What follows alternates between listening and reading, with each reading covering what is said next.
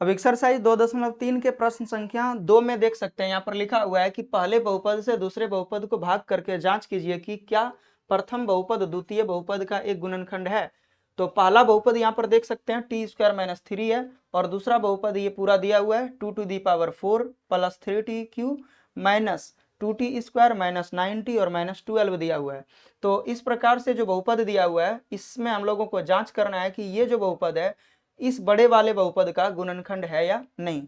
तो आप इसको इस प्रकार से समझ सकते हैं, अगर हम लोग एक संख्या को ले लें यानी कि 6 और इसके गुणनखंड को देखें तो इसके गुणनखंड को हम लोग इस प्रकार से लिख सकते हैं, अगर 6 का गुणनखंड करेंगे तो 2 गुना 3 होगा। अब ये चीज हमेशा आपको याद रखना है कि कोई भी संख्या का जो गुणनखंड होता है वो उस संख्या को विभाजित करेगा। जैसे यहाँ पर देखिए 2 और 3 6 का गुणनखंड है, तो 2 से 6 विभाजित होगा, यानी कि शेषफल 0 बचेगा जब विभाजित करेंगे। और 3 से भी जब हम लोग 6 को विभाजित करेंगे तो पूरी तरीके से विभाजित होकर शेषफल 0 बचेगा। तो यही चीज हम लोगों को देखना है यहाँ पर, अगर पहले बहुपद से दूसरे बहुपद को विभाजित किए और विभाजित करने पर शेषफल 0 बचा तो पहला बहुपद दूसरे बहुपद का गुणनखंड होगा, अन्यथा गुणनखंड नहीं होगा। तो यही हम लोगों को कॉन्सेप्ट को लागू करना है यहाँ पर और बनाना है। तो सबसे पहले तो आपको सॉल्व लिखना होगा और उसके बाद फिर यहाँ पर पहला जो बहुपद है उसको लिखेंगे टी स्क्वायर माइनस 3 और दूसरा बहुपद जो यहाँ पर दिया हुआ है 2⁴ plus 3t³ minus 2t square minus 9t और माइनस 12 इसको लिखेंगे। और अब देखिए यहाँ पर विभाजित जब करना होगा तो 2t⁴ को विभाजित करेंगे टी स्क्वायर से, तो टी स्क्वायर से जब विभाजित करिएगा तो यहाँ पर इसको लिख सकते हैं 2t स्क्वायर गुना टी स्क्वायर और नीचे में भी टी स्क्वायर है। देख सकते हैं यहाँ पर 2t स्क्वायर और यहाँ पर टी स्क्वायर, तो टी स्क्वायर गुना टी स्क्वायर तो टी पर पावर 4 ही आएगा। टी स्क्वायर से टी स्क्वायर कट जाएगा, बचेगा हमारे पास 2t स्क्वायर।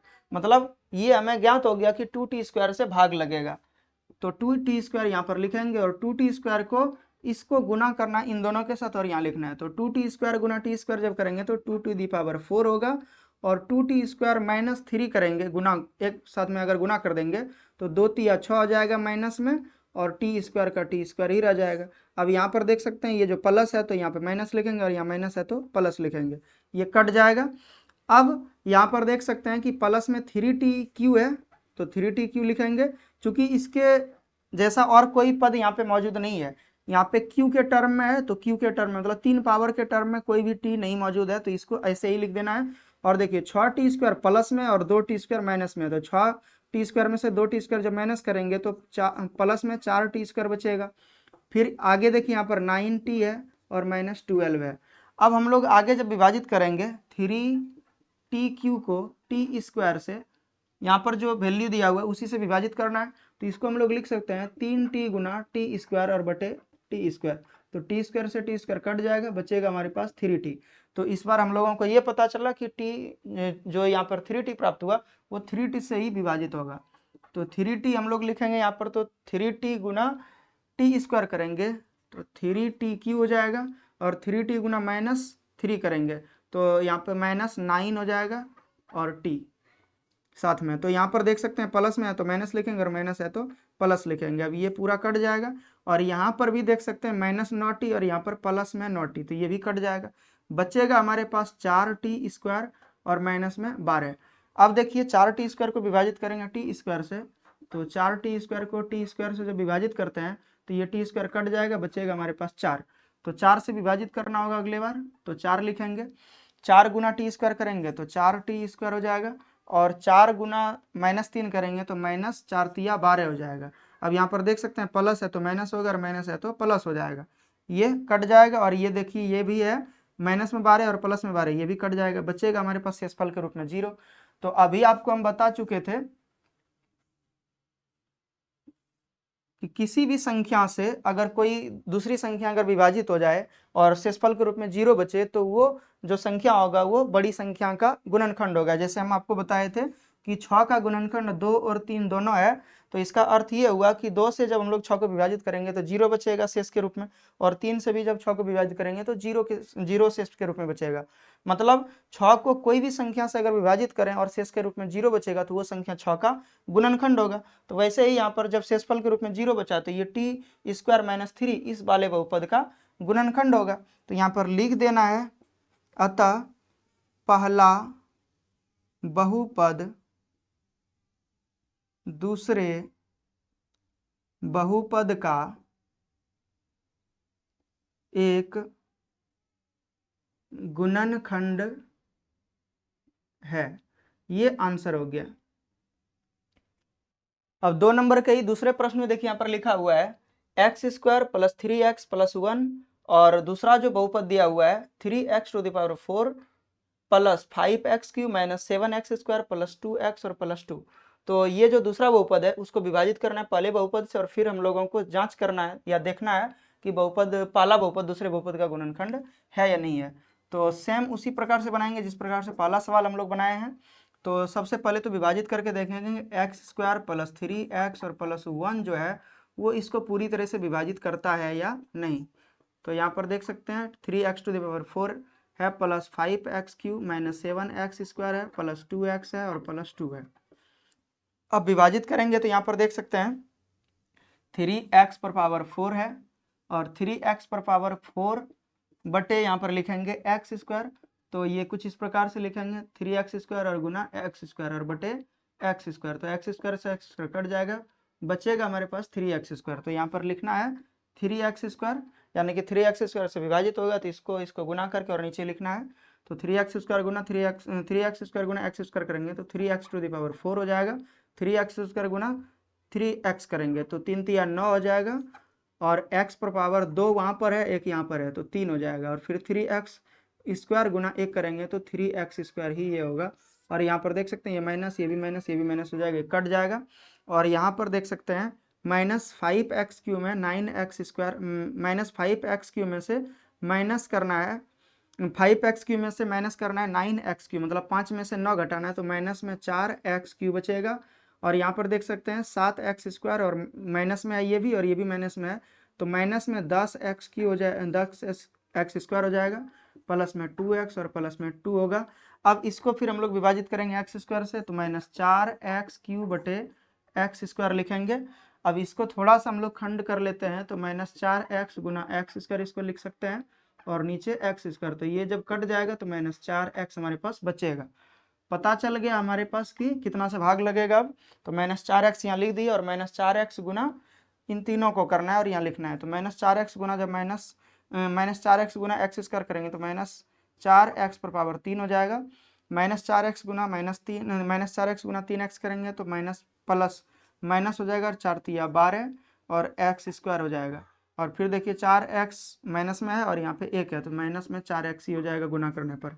ये प्लस हो जाएगा, ये भी प्लस हो जाएगा, ये भी प्लस हो जाएगा तो ये कट जाएगा। अब देखिए 12x² प्लस में है और माइनस में 10x है, 10x² है तो यहाँ पर 2x² प्लस में बचेगा, प्लस में 4x है और यहाँ पर 2x है तो 6x हो जाएगा और प्लस में 2 है। अब इसको 2x² को इससे विभाजित करेंगे तो देख सकते हैं 2x² को विभाजित करना है x² से तो x² से x² कट जाएगा, बचेगा 2। तो यहाँ पर हम लोगों को पता चल गया कि 2 से विभाजित होगा तो 2 से जब विभाजित करेंगे तो देख सकते हैं 2 गुना x² तो 2x² होगा, 2 गुना 3 करेंगे 3x करेंगे तो 3 दूना 6x हो जाएगा और 2 गुना 1 करेंगे तो 2 1 का 2 हो जाएगा। और यहाँ पर देखिए माइनस हो जाएगा, ये भी माइनस होगा, ये भी माइनस होगा, 2x² में से 2x² कट जाएगा, 6x में से 6x माइनस हो जाएगा और 2 में से 2 भी माइनस हो जाएगा, शेषफल के रूप में 0 बचा।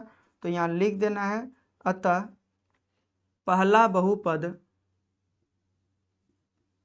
दूसरे बहुपद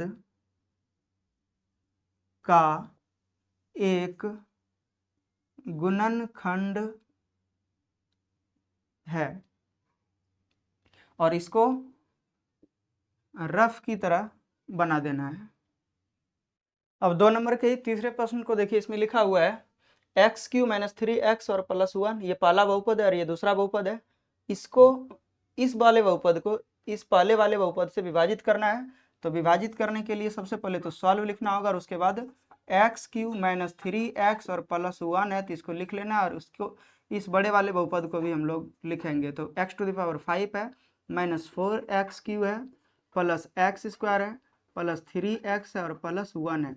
तो विभाजित जब करेंगे तो x⁴ 5 है यहाँ पर और यहाँ x⁴ 3 है, तो x पर पावर 5 को x पर पावर 3 से विभाजित करेंगे तो इसको लिख सकते हैं x पर पावर 3 गुना x पर पावर 2, और नीचे x पर पावर 3 हो जाएगा।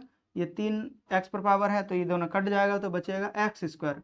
एक्स स्क्वायर से जब विभाजित करेंगे तो हम लोगों को पता चल गया है कि एक्स स्क्वायर से विभाजित होगा, तो एक्स स्क्वायर जब यहाँ लिखना है तो इन तीनों को इससे गुना करके यहाँ लिखना है। तो एक्स स्क्वायर गुना एक्स क्यू करेंगे तो एक्स पर पावर 5 होगा, और एक्स स्क्वायर गुना -3x करेंगे तो -3x पर पावर 3 हो जाएगा। ये 2 है पावर यहाँ पर x का, और यहाँ पर x का पावर 1 है, और फिर एक्स स्क्वायर गुना 1 करेंगे तो एक्स स्क्वायर ही होगा। अब ये हो जाएगा माइनस में, ये प्लस हो जाएगा और ये माइनस हो जाएगा।